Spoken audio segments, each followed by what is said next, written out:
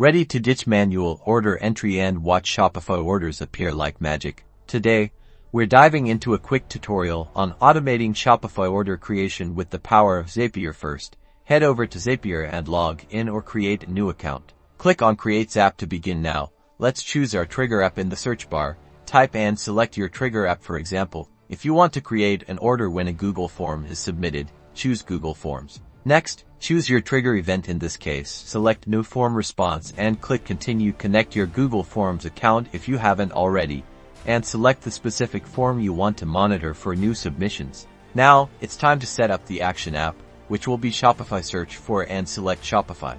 For the Action event, choose Create Order. This tells Zapier to create a new order in Shopify. Click Continue. Connect your Shopify account. You will likely need to enter your Shopify store URL and API key. Make sure you have the necessary permissions in your Shopify store to create orders via API. Now comes the fun part, mapping the data. Here, you'll see all the available fields for creating a Shopify order, such as customer email, shipping address, line items, and more. Click into each field and select the corresponding data from your trigger app. In our case, the Google Forms response. For example, map the email address from the form to the customer email field in Shopify. Repeat for all the relevant fields. Once you've mapped all the necessary fields, click Continue and then Test step to send a test order to your Shopify store. Check your Shopify admin panel to confirm the order was created correctly.